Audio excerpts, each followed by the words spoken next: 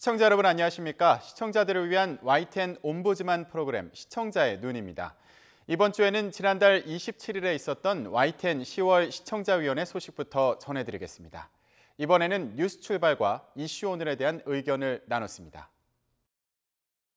북한이 제20차 남북 이산가족 상봉 과정에서 북측이 우리 측 기자들의 취재를 방해하는데도 우리 당국이 제대로 대응을 못해 논란이 일고 있다고 정부 책임을 언급하는 비판성 보도를 했는데, 어렵사리 마련된 이산 가족들이 혈육을 만나는 행사가 혹시 잘못될까 고심하는 당국의 입장을 고려할 필요가 있었으며, 확인한 바에 의하면 당시 정부 측에서 북측에 엄중히 항의하였다고도 합니다. 설사 정부의 소극적 태도를 지적한다 하더라도 사전 협의된 취재 기자들의 취재 장비인 개인 컴퓨터를 샅샅이 뒤지고 상봉 장면 영상 화면 전달을 지연시켜 방송 차질을 빚게 하는 등 21세기 문명 국가에서는 유례를 찾기 힘든 북한의 언론 검열 등 언론 자유 침해와 인권 침해를 먼저 지적해야 한다고 생각을 합니다. 또한 우리의 수많은 인권단체, 언론단체, 정치권에서 이러한 사태와 관련 북한에 대해 입도 뻥끗하지 않는 데 대해 아쉬운 점이 많습니다. 고령 이산 가족의 한을 풀어주는 행사를 위해 당시에는 이 문제에 대해서 자제를 했다 하더라도 행사가 끝난 지금이라도 언론 차원에서 이슈화해서 이런 일이 발생하지 않도록 할 필요성이 있다고 봅니다. 재구실 못하는 신기술 보도입니다. 부산도시공사가 특정 건설업체 M사에 특혜를 주었다는 의혹을 받고 있다는 보도였습니다. 다른 공사 현장에서 적용하지 않는 발파 기술을 적용하게 한 것입니다. 보도는 M사는 적법한 절차를 거쳤기 때문에 문제가 없다고 했다는 발언으로 마무리했습니다. 이런 일은 세금이 낭비되고 공공부문에 대한 국민의 신뢰를 낮추는 것입니다. 부산도시공사의 입장은 무엇이었고 M사가 얘기한 적법한 절차라는 것은 어떤 것이며 실제 적법했는지 좀 더 파악해서 보도했으면 좋았을 것입니다. 공공기관 식당 외부인 식사, 골목 식당 반발입니다. 주민들의 반발은 있을 수 있겠으나 시민의 권리도 있습니다. 시민과 소비자 전문가를 인터뷰해서 의견을 들었으면 좋았겠다는 생각이 들었고요. 제가 알기로 일부 자치단체는 구내식당을 일주일에 하루는 닫고 직원들한테 골목식당을 이용하라고 권장하는 것도 있습니다. 그런 사례도 아울러 다뤘으면 하는 생각이 들었습니다.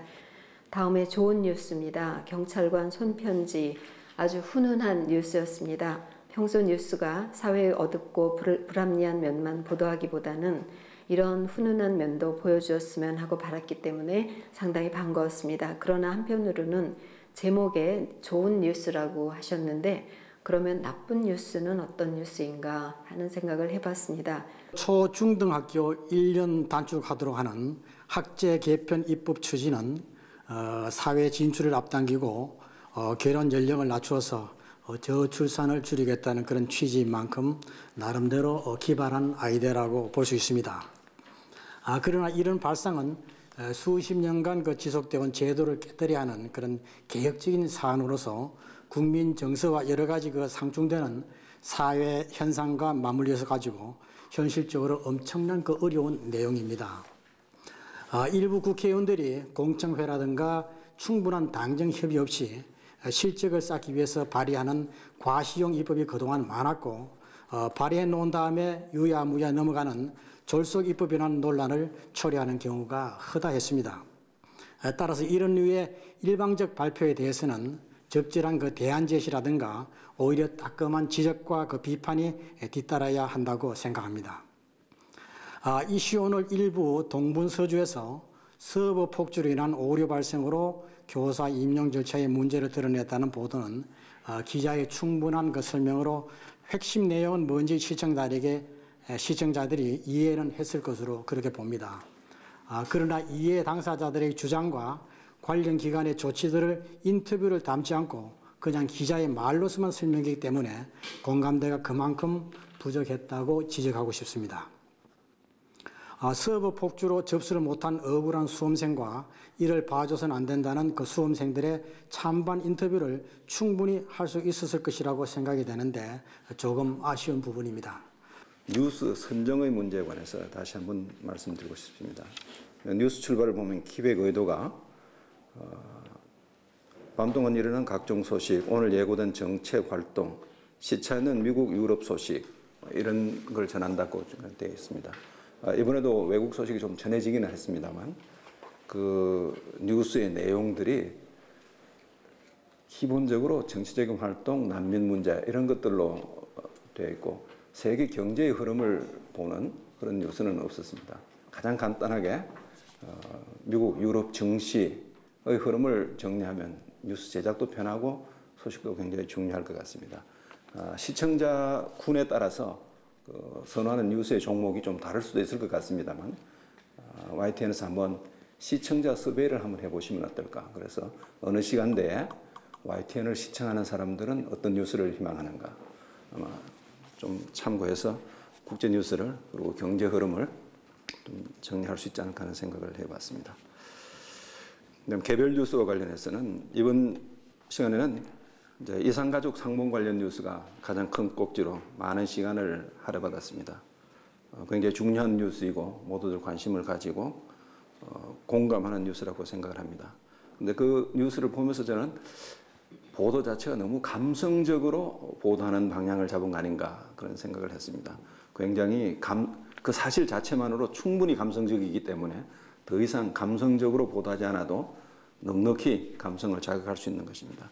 그러나 이 이산가족 상봉이라는 것이 굉장히 어렵고 냉담한 현실이라는 사실을 상기시킬 수 있는 그런 보도도 좀 보태졌었으면 좋지 않을까. 구체적인 사실관계도 좀 보도가 되었으면 좋지 않을까. 그런 생각을 했습니다.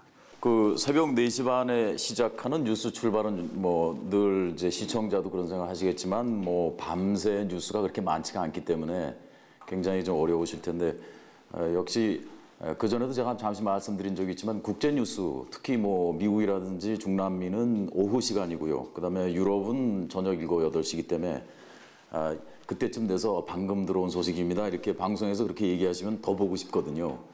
그러니까 좀 국제 뉴스를 좀 많이 소개해 주시면 그 제작하시는 분들도 좋으시고 그다음에 이제 시청자들도 방금 들어온 뉴스를 들으니까 어제 뉴스가 아니고 그래서 더 좋지 않을까 하는 생각을 좀 했습니다.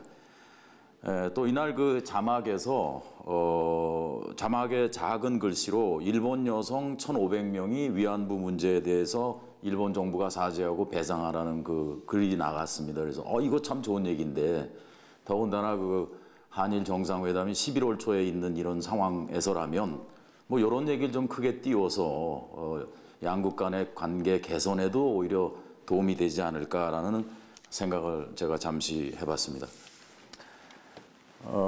그다음에 이제 뉴스 출발해서 그 남북 이산 가족 상봉 소식이 3가지가 이제 톱 뉴스로 소개가 됐는데요. 88세 북한 할아버지가 이제 노래를 한 1분 한 20초 가량. 전 여태까지 텔레비전 뉴스 중에서 노래로 시작해서 노래로 끝나는 리포트는 처음 봤습니다. 그래서 굉장히 신선하다는 생각을 했습니다. 또 근데 반면에 또 못 보던 걸 또 보니까 이왕이면 기자가 조금 더 이렇게 배경 설명을 좀 해줬으면 하는 그런 생각도 한편 들었습니다. 근데 보니까 8시 뉴스에는 또 그렇게 하셨더라고요. 그래서 그 노래는 한 5초 정도 들어가고 나머지 그때 있었던 상황을 그 설명을 아주 전달력 높게 해주셔서 사실 그 두 프로그램 사이의 균형은 잘 이뤘다고 생각을 합니다. 역시 그 이제 뭐 출연이라든지 가벼운 그런 그 포맷에서는 노래를 계속 틀어도 그건 아주 오히려 더 시청률이 올라가고 좋을 것 같은데 4시 반에 이제 리포트 포맷에서 들어가니까 조금 아직은 좀 어색하다는 느낌을 가지는 분도 많지 않으실까 그런 생각을 좀 했습니다. 초미세주의보가 내렸다는 뉴스에서는 미세먼지, 초미세먼지 계속 말이 혼용되고 있어서 시청자에게 정확한 개념 정의를 해줄 필요가 있지 않았나 싶습니다. 황사, 미세먼지, 초미세먼지의 차이가 무엇이고 정확한 정의가 어떻게 되는지 얘기를 해주셨으면 좋았을 것 같습니다. 캐스터의 말은 초미세먼지의 위험성을 이야기하는데 자막에는 미세먼지라고 나와 있습니다. 그리고 충남 118, 충북 117 화면에 표시된 내용은 이게 아마 초미세먼지인지 미세먼지인지 사람들을 혼동할 수 있는데 실제로 초미세먼지는 100 이상이면 매우 나쁨입니다. 근데 일반적으로 미세먼지는 150까지는 나쁨 정도 수준이기 때문에 이것이 아마 아주 나쁨 정도는 아니었기 때문에 초미세먼지가 아니라 미세먼지 농도를 표시해 놓고 이야기는 또 초미세먼지 이야기를 했던 것 같습니다. 그래서 들으면서도 초미세먼지가 뭔지 미세먼지가 뭔지 황사, 먼지는 다 먼지지만 그 개념적인 정확히 하셔가지고 근데 이거는 많은 사람들이 좀 헷갈리는 것 같습니다. 그래서 이 보도하는 내용 중에 초미세먼지의 자막하고 미세먼지하고 좀 혼동되는 부분이 있었는데 정리를 해주셨으면 좋겠습니다.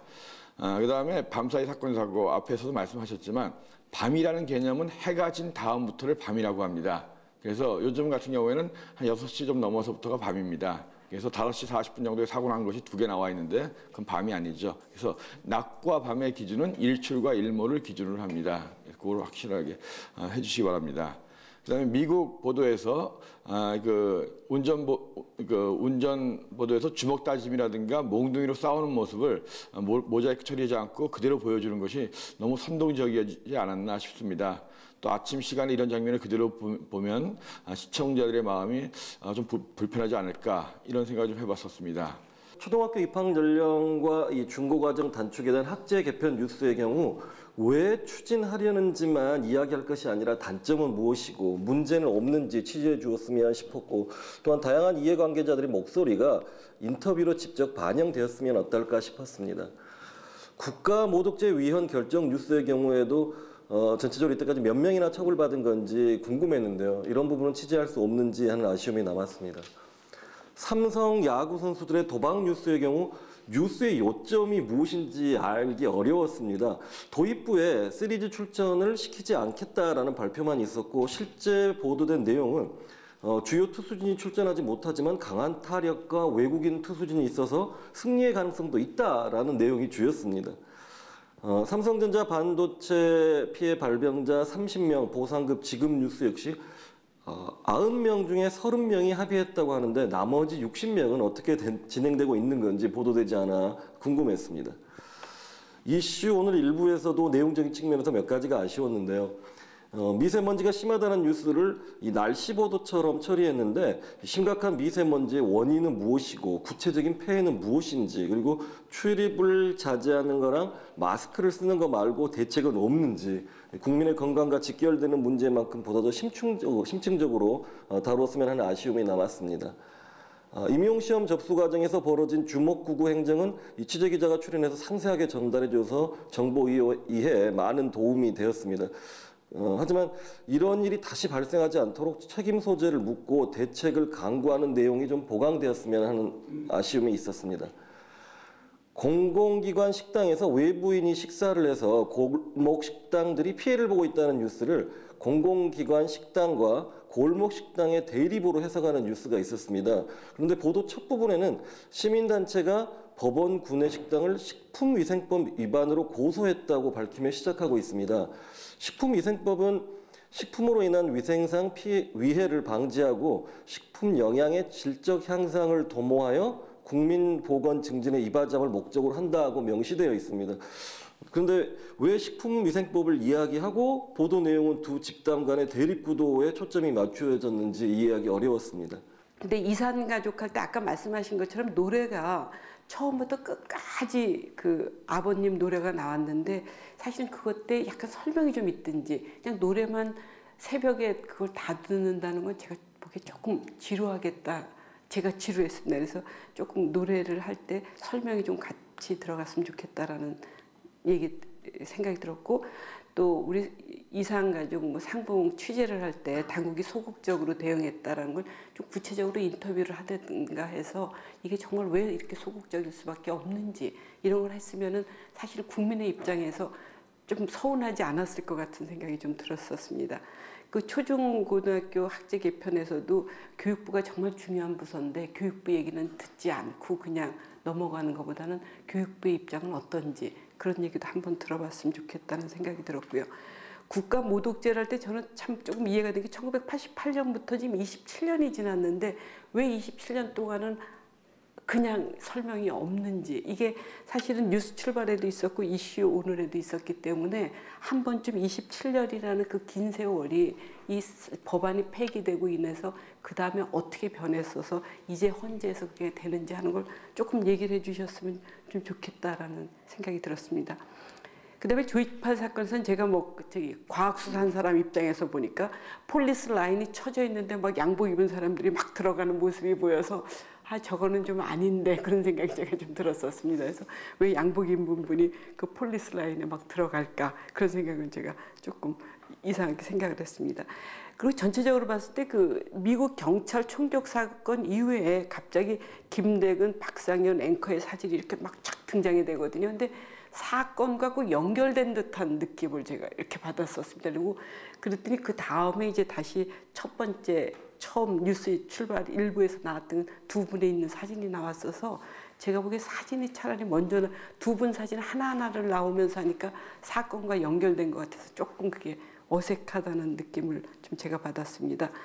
이슈 오늘 일부에서 보복운전, 미국의 보복운전 관련 보도에서는 살인 또 1년에 450만 건 발생 또 이렇게 또 미국 하면서 적나라하게 또 내용도 보도하고 이런 부분이 사실적으로 보도하는 장점은 있지만 자칫하면은 시청자들이 미국 같은 선진국도 이러는구나, 우리나라에서 오히려 나쁜 영향도 줄 수 있겠다 하는 생각이 들었습니다. 그래서 우리나라의 그 보복 운전 현황과 이에 대한 강한 처벌 규정 이런 부분도 함께 보도해서 보복 운전에 대한 부정적인 파급 영향을 좀 줄이는 데 기여토록 하는 것이 바람직하다고 봅니다.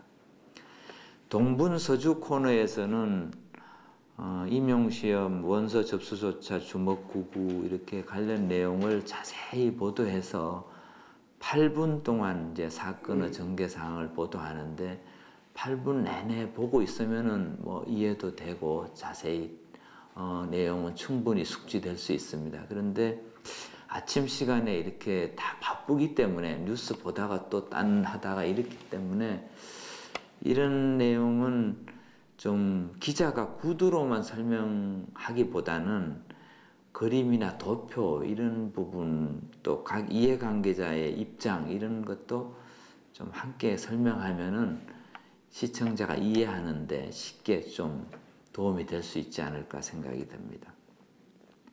화재나 교통사고 등 각종 사건, 사고 보도 시에는 사건 내용 보도도 중요한데 좀 반드시 간략하게라도 사건, 사고의 원인하고 이런 데 대한 예방책도 함께 보도하면 사회적으로 YTN이 아주 긍정적인 파급 영향을 끼치는 데 큰 기여를 할 것으로 봅니다.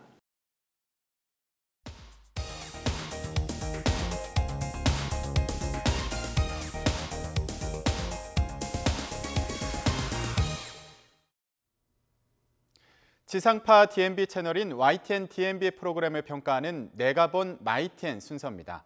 이번 주엔 지난 10월 22일에 있었던 YTN DMB 10월 시청자위원회 소식 전해드리겠습니다.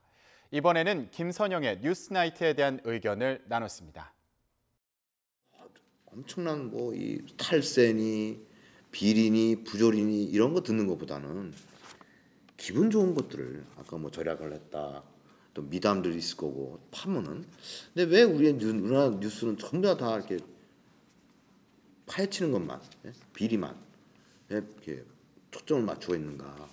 그래서 그런 미담 같은 걸로도 한번 이 뉴스나이트를 해볼 수도 있지 않겠느냐. 그다음에 또 하나는 한 2분 동안 김선영 앵커분이 직접 그 캣맘인가 그 사건을 이렇게 보도를 했어요. 처음부터 끝까지. 그래서 저는 이제 앵커가 뭔가 자기의 목소리를 내는 거다. 딱 1분 30초에 끊어졌는데 왜 뭐 때문에 자기가 그걸 했을까? 어떤 해설도 아니고 단순히 기자가 할 수 있는 것을 그냥 정리를 해주는 건가? 그러다 보니까 이 김선영 씨의 존재 이유가 뭔가 과연. 예, 그리고 너무 또 영어를 많이 씁니다. 뭐 캣맘을 왜 씁니까?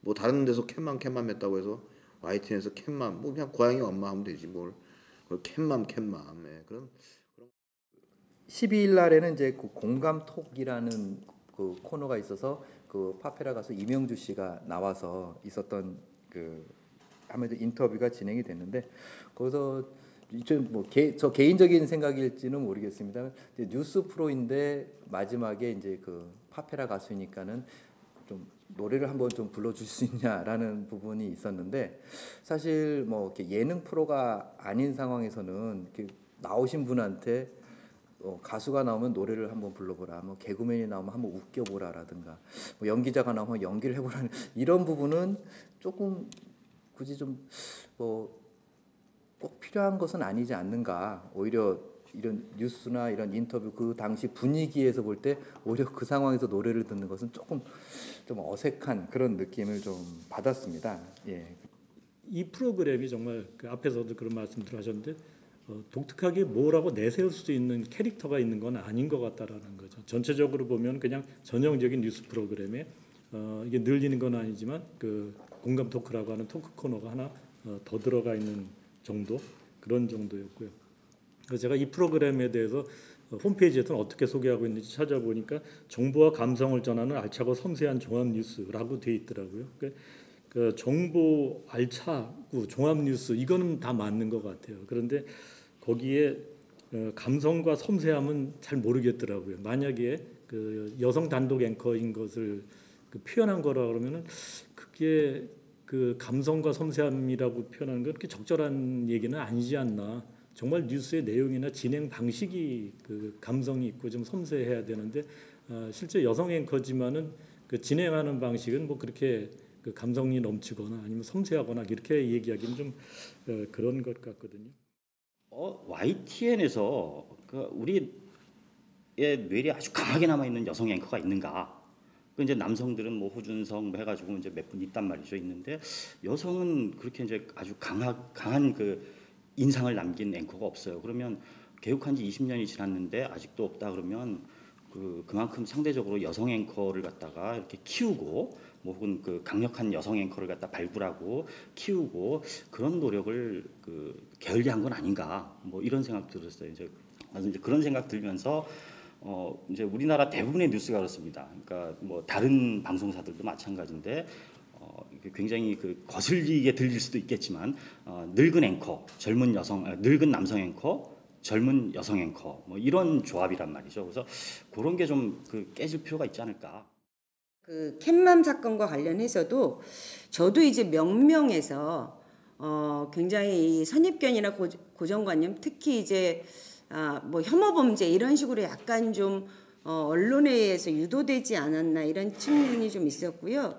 요것 같은 경우도 3일 내내 계속 보도가 됐었는데 저는 그걸 보면서 그래서 경찰이 이제 어떤 수사 과정을 쭉 밟고 있다. 근데 아무것도 나오지 않는다. 이런 얘기가 3일 동안 반복됐거든요. 그래서 참 우리나라 경찰이 무능하다는 얘기를 하고 싶은 건지 뭐 때문에 저걸 저렇게 계속 따라가면서 방송을 하고 있는 건지 그런 의문이 좀 들었습니다. 타이틀이 김선영의 뉴스나이트인데요. 왜 김선영의 뉴스나이트인지 잘 모르겠더라고요. 그러니까 김선영 씨가 자기 의견을 이야기하는 것도 아니고 그리고 김선영 씨가 처음부터 끝까지 계속 나오는 것도 아니고 중간에 오동건 앵커가 나와서 또 이야기도 하고 다 하는데 왜 김선영의 뉴스나이트인지 그리고 또 이게 아마 제작 의도가 조금은 이 다른 뉴스 그 프로그램하고 좀 다르게 조금 보면 기분 좋고 아마 이런 걸 뉴스 기획 의도로 하신 것 같은데 과연 다른 뉴스 프로그램하고 뭐가 다르지? 라는 조금 차별성이 엿보이지 않았습니다. 그리고 우리 조상원 위원께서도 말씀하셨지만 이 마지막을 하루를 정리하는 프로이기 때문에 조금 너무 굵직굵직한 것도 좋지만 조금 소소한 그 기사들 그리고 좀 미담이 있어서 훈훈하게 하루를 정리할 수 있는 그런 기사가 있었으면 좋겠다라고 생각을 했습니다. 시청자의 눈은 시청자 여러분의 참여를 기다리고 있습니다. YTN 홈페이지 시청자 의견 코너에 글을 남겨주시면 좀 더 정확하고 공정한 방송을 만드는 데 참고하겠습니다. 이번 주 순서는 여기서 마치겠습니다. 고맙습니다.